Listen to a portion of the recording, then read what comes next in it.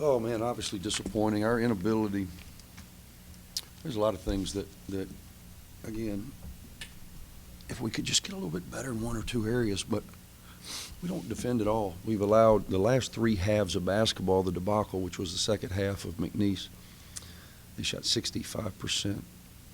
We shot 25. Tonight I thought we came out with good offensive rhythm. We're up 15, kind of moving. Again, man, our edge, we just lose our edge. And we come in, we fouled a three-point shooter, we miss a bunny, we give up a bunny, blah, blah, blah. But the last three halves of basketball, McNeese shot 65%, and then Southern Miss 57, and then 53 for the game. So teams are coming into our building and just getting whatever they want, whenever they want, because we can't guard the dribble. We cannot guard the dribble.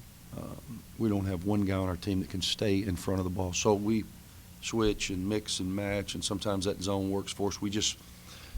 To me, man, we're stepped slow in every area, and then to compound that, you miss 11 free throws. You miss 11 free throws in your own building in a tight possession game. It's just our margin for error is such that those things are not going to work out in our favor, and those are the consequences that we're suffering.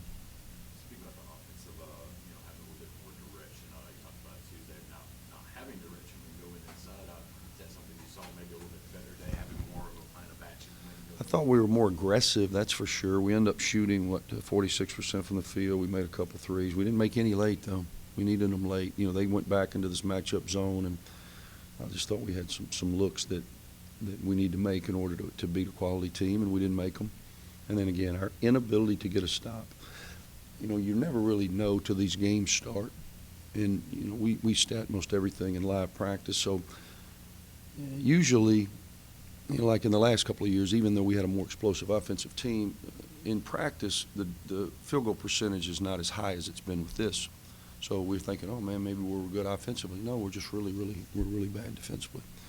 We certainly missed Trey in his ability to anchor us in the paint, but then our foot quickness on the perimeter has just got to improve. I've got to find a way. We've got to find a way to shrink the floor somewhat so that we can stay in front of the dribble. I know basketball is a game of runs, I understand that, but how frustrating is it when it seems like every night, like you had a 15-point lead and it just evaporates? I mean, kind of how frustrating is it to go through that type of thing? Man, it's tough because, it's not just, again, it's not just the inability to get a stop. If you're up 15 and they score, and you can score every once in a while, you look up and it's still 9, 8, 7, 10. It's not you're down 3. I mean, they took that 15 and got up on us real quickly because we just, our inability to finish plays, again, we made 8 threes, which is a lot for us, but 8 for 22, and I bet you I think early we were 6 for 12, so we were 2 for our last 10, and we really needed them down the stretch and our inability to make them. So it's frustrating, but nobody, listen, at the end of the day, you got to find a way, and that's what we've got to do. We've got to figure this out. I didn't play Butta tonight. I don't know if you guys noticed, but Butta twisted his ankle at about the 6-7 minute mark left in the game against McNeese, and I wasn't aware of it initially. He's a tough kid, and so I took him out of the game, then I put him back in the game, and then I saw that he couldn't go, and so he has not been able to practice. And because he's we only have him and Eric that really we're comfortable with at the point. KJ Satterfield has just returned to the team, so Butta was suited and ready to go if we needed him. And again, the game is right there for us, and so I didn't put him in, but that was the reason he didn't play. Feel like Coleman gave you some pretty good games tonight? Yeah, I thought he made some shots. But that 4 spot, we thought coming in that was going to really be a strength of the team. And not only are we not producing to the level that I thought, Chris was really good on finishing some shots at the basket, made his free throws.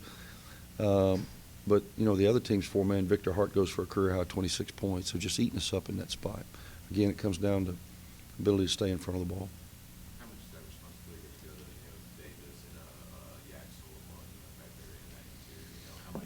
How much is this game or how much is this season kind of depending on them, getting their work done? Well, everybody's got to do their job. Number one, you got to know your job.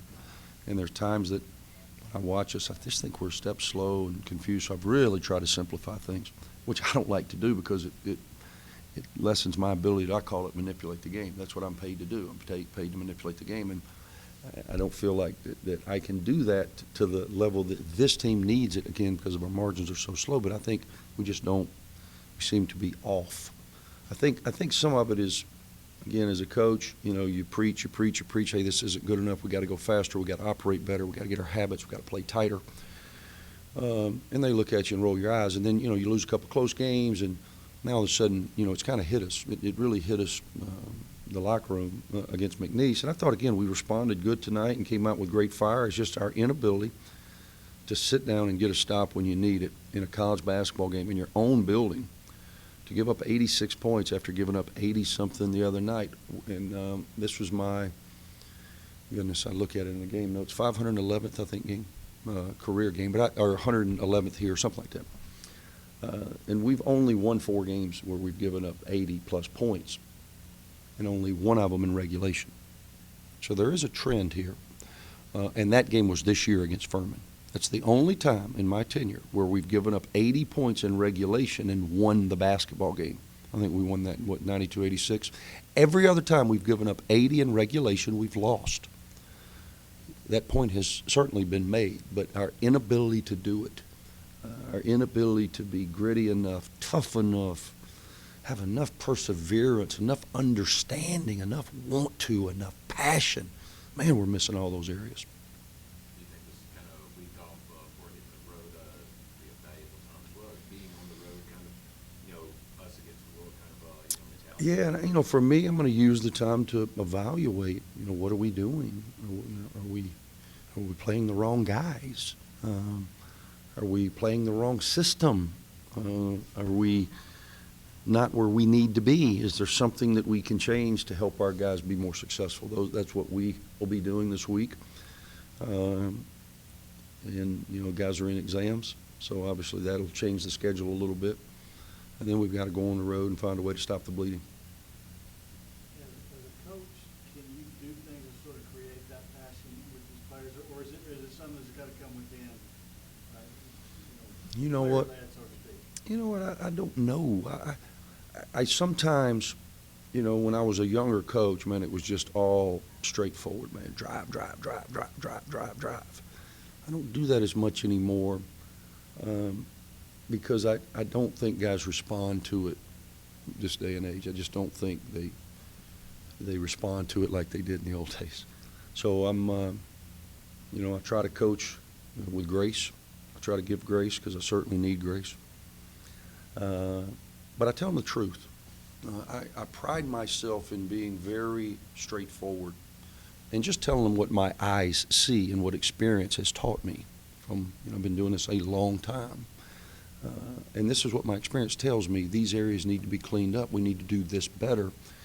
And I think, again, the fight was, I don't really think you can question our fight except for the second half against McNeese. It was bad. And I think it was a little bit of just being shell-shocked. I felt like we were in the ring a little bit with, what's Mike Tyson say, everybody's got a plan to get hit. I thought we got hit a little bit and got stunned, and it was a wrap. That wasn't the case tonight. It was just a matter of making plays, winning plays. Winning teams make winning plays. And to Southern Miss's credit, they're the ones that had to make those plays, and they made them. And our inability to do so cost us again. With Southern Miss game and Tennessee game, obviously you got some old CSA teams that are in the American. Is there any thought maybe you going after some other like Western Kentucky, Voltech, having some other old CSA teams that y'all played a lot the last few years? On the schedule, you mean? Yeah, we've tried. I called, again, I don't want to name names, but I call everybody that you would think of, that would make sense for us, that would bring quality opponents in a geographical region that our fans would be excited about. Maybe we have tried a lot of things. We'll continue to try. I think the Southern Miss, I was a little shocked that it's the most played opponent in UAB's history, which I would not have thought that. And it's the first time they've beaten us since I've been here. And this one stings simply because, again, we've got to find a way to get better. And we've got to do it quickly. No one is going to lean down and give us a hand to get up. We've got to get up ourselves. You've got to fight your way up. The fight of this team's got to get a little better. It's got to get better. My hope is that there's some lessons that have been learned and that we can correct those things. Thank you.